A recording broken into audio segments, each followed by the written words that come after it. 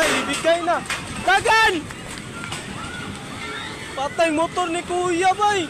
Nagtakbuhan ang ilang residente ng Barangay Kalinan Proper, Davao City nang bumigay ang bahagi ng isang dike dahil sa rumaragasang tubig. Tumaas ang tubig ng ilog dahil sa malakas na buhos ng ulan noong linggo. Bro! Naanod! Isang lalaki ang nakitang nasa gitna na ng ilog at inaanod ng tubig. Matapos ang ilang minuto, na-rescue ang 48 anyos na lalaki. Nakagunit ko gamot, kahoy ba dako. Kagunit ko kahoy.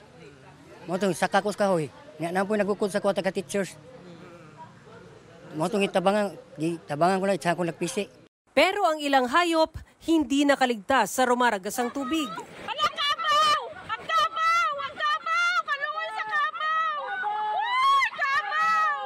Rumagasa rin ang tubig sa Barangay Alambre sa Turil District.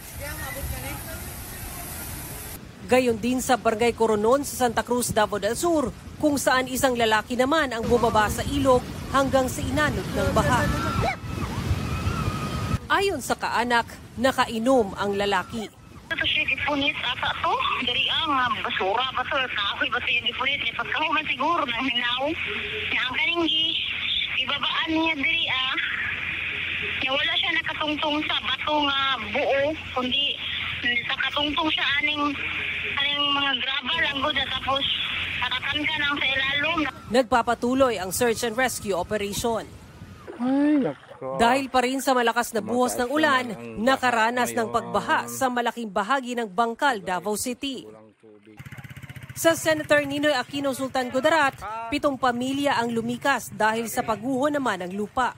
Ayon sa Pag-asa, ang mga pag-uulan sa ilang bahagi ng Mindanao kahapon ay dulot ng Intertropical Convergence Zone at easterlies. Para sa GMA Integrated News, ako si Sara Hilomen Velasco ng GMA Regional TV, ang inyong saksi. Mga kapuso, sama-sama tayong maging saksi. Mag-subscribe sa GMA Integrated News sa YouTube at para sa mga kapuso abroad, samahan niyo kami sa GMA Pinoy TV at sa www.gmanews.tv.